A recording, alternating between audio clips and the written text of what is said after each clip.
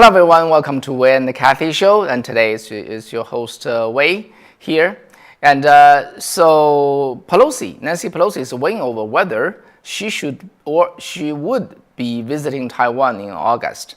If she doesn't go, in my opinion, it will be a major mistake. Okay, would President Biden rescind some of the China tariff that was imposed by Trump? And Robert Lighthizer published opinion on Wall Street Journal revealed us the answer, possibly. Okay, and Steve Bannon was found guilty for contempt of the Congress today. So what about it? So those are the topic of today. And before we get started, if you like our show, please make sure you click at the like and making sure you stay subscribed and also turn on the all notification. Again, thank you very much for joining us tonight. Yeah, so let's first talk about Steve Bannon. Okay, as you know that last year this January 6th select committee was set up, and then they started issue subpoenas to witness that they want to come to the committee to testify, and then they issue one subpoena to Steve Bannon on the September 23rd last year. Okay, of course, the purpose is to sought Steve Bannon to seek Steve Bannon's testimony over his involvement in the 2020 presidential election, and apparently Steve Bannon doesn't want to go, so he argued that his testimony was protected by Trump's executive privilege because he served as Trump's advisors in the early part of the Trump's administration. However, the select committee said, well, then you left in 2018 and you were fired and you were already a private citizen at the time when we subpoena you. So you don't have that executive privilege. Anyway, but Steve Bannon resisted. He didn't go. And so the select committee took him to court, to the federal court. And then in last November, Bannon was indicted by 2 counts. One for refusing to appear for a deposition at the Congress, and the other for refusing to provide documents in response to the committee's subpoena. And so before the trial, which is this week, before the trial, Trump waived his objection and on the executive privilege. And at the last minute, Steve Bannon also reversed his position. He said he wanted to come. However, the trial has already been going on, and then the prosecutors presented 2 witnesses. One, the FBI agent, another is basically the counsel of the select committee. And so basically the argument is you have to answer to the subpoena because this is not a choice, it's not an invitation. This is a subpoena from the Congress, and you have to respect it and show up. If you don't, then it's contempt of the Congress. And the last time someone was found guilty of contempt of Congress was in 1983, actually. So what is Steve Bannon's counter-argument during the court? Actually, he said, I have nothing to present. So he did not present any evidence, and which surprised the judge a little bit. But anyway, judge still ordered the 12-people jury to start to deliberation, which took them 3 years. So ended up the jury, find Steve Bannon guilty on both counts, both misdemeanor. So he faced up to 2 years in federal prison, between 60 days to 2 years in federal prison. And when he is sentenced on October 21st, this is the first piece of news. I don't know how you think about that. This is just something happened, and Steve Bannon doesn't want to go, and there's this Congress subpoena. So how do you deal with that? So share with us your opinion. Do you support Steve Bannon, or you don't support his choice of action, choice of non-action, actually inaction? All right. So the next, we've been talking about whether the Biden administration would rescind some of the Trump's tariff on Chinese product. And because of the high inflation, and the Biden administration is trying every way to lower the inflation. So of course, the idea of how about we just do away those tariffs, was raised so that China goods can come in cheaper, and which would reflect as part of the inflation. Okay, and inside the Biden administration, there was this actual argument. They don't have consensus over there. For example, the U.S. Trade Representative, right, Catherine Tai was against it, and then the Treasury Minister, the Treasury Minister was all for it. So we don't know what's the answer. Anyway, so actually 4 days ago, the Robert Lighthizer, and he published an opinion on Wall Street Journal, and today a counter opinion was also published. So let's briefly talk about the Lightthizer's opinion, okay? And he said that this is a grave mistake if the Biden administration were to do that, for four reasons. First, if the Biden administration were to rescind the tariff on Chinese product, first, it has no effect over lowering the inflation. The second, it would increase our already crippling trade deficit with China. Third, it would squander Washington's negotiation leverage with Beijing over intellectual property theft. And the fourth, it would threaten the national security. So let's go a little deeper there. Okay, on the first matter, have no effect over lowering inflation, which is the main reason the Biden administration want to rescind the tariff. So Lighthizer wrote that the tariff has almost no price impact across the economy when they were implemented back then, okay? And actually, consumer price decelerated after the tariff was put in place. So basically, there's no proof that by doing away with those tariffs, the price will come down. And the second reason, then he said, Chinese imports actually to the U.S. in total make up only 2% of the goods included in the consumer price index. And they exclude the key products like energy and the food. We don't import any energy from China. We produce food from within. We don't import the food from China either. So that 2% imported goods has little to do with the inflation. And then he went on, he wrote that even the Patterson Institute for International Economics, which is an anti-tariff think tank, estimated that the removal of all Section 301 tariffs, which is what Trump did, on Chinese goods would reduce CPI inflation by 0.26 percentage point at the most, which is just a quarter of a percentage. And he said senior Biden administration officials have admitted as such too. So basically, it has a very little impact. And the second reason, he said, if we do away with the tariff, the resulting U.S.-China trade deficit is already more than $350 billion, which over the decades, has transferred billions, trillions of dollars of American wealth to our main adversary.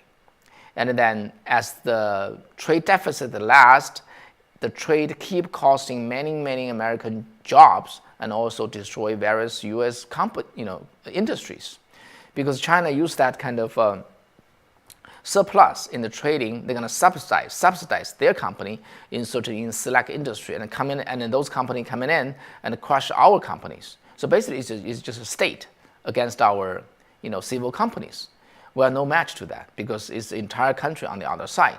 And the reason why they can do that is because they got this huge surplus, every year, $350 billion. And then, so Lighthizer went on and said that the China tariffs ensure that the domestic manufacturers won't be undercut by the Chinese importers and have provided the foundation for a recent wave of reshoring. Okay, and if we were to reduce the tariff on Chinese goods, it will slow the revival of American manufacturing and hurt American economic resilience and productivities. Okay, do you agree? And then the third reason is that this would means send the wrong message. We give substantial concession to Beijing. And because the tariff at that time was a response to the decades of Chinese intellectual property theft and the other unfair trade policies. And it was effective because by imposing those trade tariff, And China was forced to sign up the phase 1 agreement with the U.S., which was implemented in February 2020. So clearly, the tariff works. It worked. The Chinese government is afraid of that. And then rescinding any of them would signal that this president doesn't take China's intellectual property abuses seriously. Okay? And Lighthizer also said this would show that we ignore that China is America's primary geopolitical adversary. Okay? And then now we're treating it as a benign competing economic partner, okay, which has dangerous implication for the U.S. national security. Well, and Lighthizer also said Beijing is currently engaged in the all-of-society push for global economic and military preeminence, and on the renewable energy supply chain, on the steel production, on the rare earth metal production, and so on and so forth. They try to dominate, and the result, they use the resulting profits and and funnel them into the multi-billion-dollar overhaul of the PLA, which is the People's Liberation Army. And then also the intellectual property theft itself, costs U.S. to bleed between $225 billion and $600 billion a year. And so by doing this, we only strengthen the regime. And he also said American people, 73% of Americans support using trade remedies against China to protect American industries and workers. And 71% of the voters and support Washington continuing to impose Section 301 tariff on China. So it's very interesting. After I read that, there's this counter article that was published, opinion, published today by Professor Donald Baldrox. Okay, and Professor Baldrox is from George Mason University. So I took the care to really, read it through. I want to see what his point of view. And then let me just quickly tell you what his point of view. And you tell me how effective those counterpoint is. Okay, the first one is, he said Lighthizer exaggerates the extent of Chinese IP theft as they ignore the alternative and the less disruptive means, most notably arbitration through the World Trade Organization of reducing what the theft there actually is. Gosh, I cannot believe he wrote that, to be honest. Okay, China's joining WTO is only to sabotage WTO. They don't, win by the rules established by the WTO, which is the common rule among all the, participating members. China coming in, virtually all the country, opened up their doors to Chinese product. But China still hold their trade hurdle and keep saying that we're going to do that later and later and later and later until now. They never did it. So they took advantage of WTO and they never carry out their duty. And this professor, this George Mason professor, I don't know how much reality he can perceive. He can write that, more notably, arbitration through WTO. It's utter joke. If I got a chance to talk to him, I have to show him how really how clueless he is. The second, he said that talking about trade deficit is meaningless statistics, because he said just like 196 countries in this world, when they trade, can you insist that they have to be balanced trade? You buy as much as you sell, and between any two companies who do business, can you insist that their trade is balanced? He said it's meaningless. There's no point to insist on that. Well, I agree with the professor. If China is a normal country, if China is just like Japan, it's just like Germany, it's like France, like Canada, or even like Mexico, but China is not. China is run by Chinese Communist Party, an evil regime which intentionally de-level the trade, the trade, and create a inherent advantage through subsidizing its company, through raising the hurdles to force the transfer of technology, and so on and so forth. Every of them violate completely the very rule that WTO tried to put it in. And regarding an ill-intentional trade partner, you said trade, balanced trade is not meaningful. Of course, it's meaningful. If you don't do it, they're going to rob you until you are empty. So I just don't know. It's like he doesn't recognize what is China or what is the CCP. The third, he said, Lighthizer is indifferent to the countless consumers whose real income are reduced by tariffs, the many other workers who lost job, and the many other firms that lose markets as a result of the tariffs. Well, I can see that he has some point, but it's not far from conclusive that by having the tariff, it would hurt the American consumer. Okay, there's no conclusive that how much was absorbed by the producer in China and how much was absorbed by the consumer. But even that's the case, it's only like a quarter point, a quarter of a 1% point, right? And compared to all the loss, we have when we have a so-called free trade with China, with the Chinese Communist Party, and then it's just unmatched. And in terms of our firm losing the market in China, no, it does not. Remember when Trump was impose those tariffs? What did China do at that time? Did they impose the same type of tariff? They did not. Why? Because China needs U.S. more than the other way around. Okay, way more than. So they don't do that. We don't lose market over there when we are tough, when we are strong. But again, this is a George Mason professor, university professor, doesn't seem to recognize some basic reality. So I feel pretty sorry about that. However, what I want to say is this, as I search, you can try this too. You can search like Lighthizer on tariff cut, and you can find out the George Mason University, this professors came back as the first one. Even I didn't search for any George Mason, professor or the professor's name. And I was searching just Lighthizer, and his article came back the first. So I cannot help suspecting, that the search engine did some, funny work there. But anyway, over there you do see that his counter opinion was quite outstanding in terms of the search result. So from the reaction, from the action of Lighthizer and from the action of his of his opponents, I can tell that both of them are aware of what is upcoming, which is the lifting some of the tariffs against China. Otherwise they won't rush to do this job. It's really like like a media war, media battle, on the Wall Street Journal for an upcoming event. So so what do you think? Well, ZZZ status frustration for the poor leadership in the USA right now. I understand what you mean. Yep. And so now let's look at the last point. Last point may not be very as relevant to most American, but it's very, very actually important to the U.S.-China relationship, which is, would Nancy Pelosi visit Taiwan?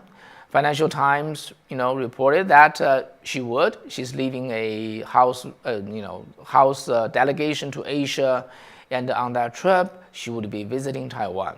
And the reason is she wants to show support of the U.S. Congress to Taiwan against the aggression of Chinese Communist Party. Not a clear intention, right? And done by the House, Speaker of the House. Looks very rational, looks necessary, looks in time, looks the right thing to do.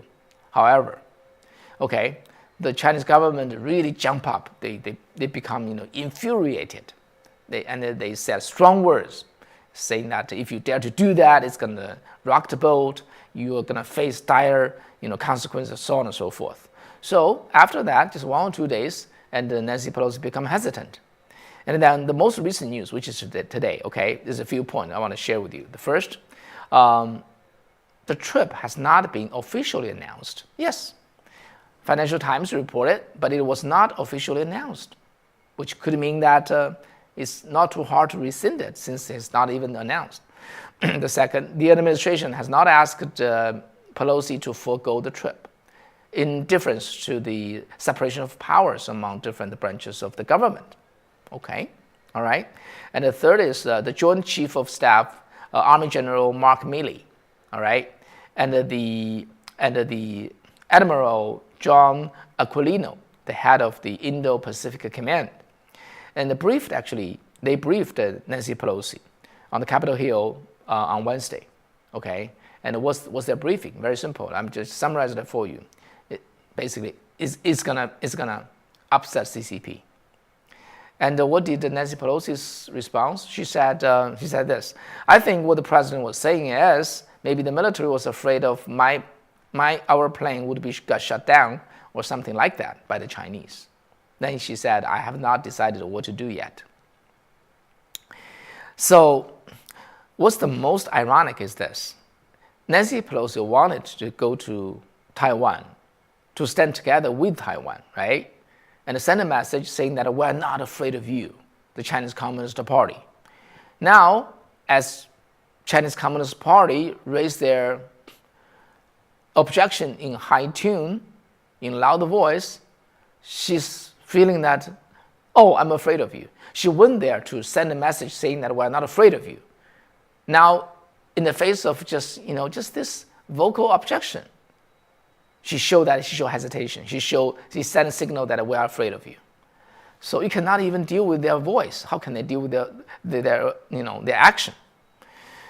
So, based upon my opinion, my understanding of a Chinese Communist Party is all about the rhetoric. Okay, they are calling the bluff.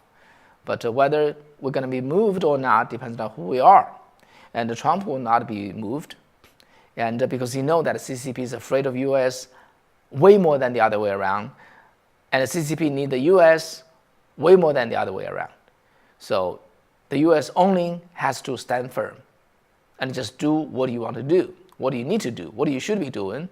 And there's no retaliation that will be happening. It's really just calling the bluff.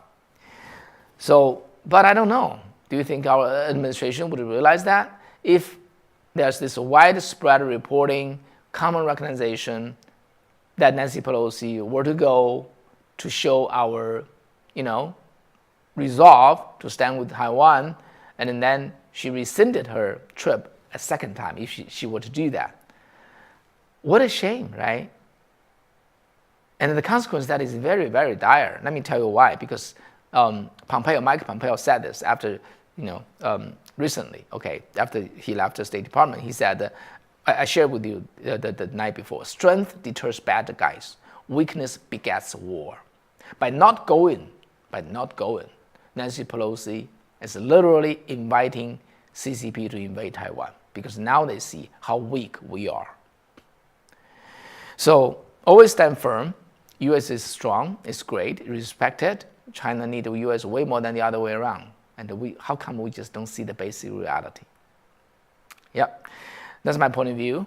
And book, you said, sorry, I'm late. That's okay. And if you can, just watch it after the show.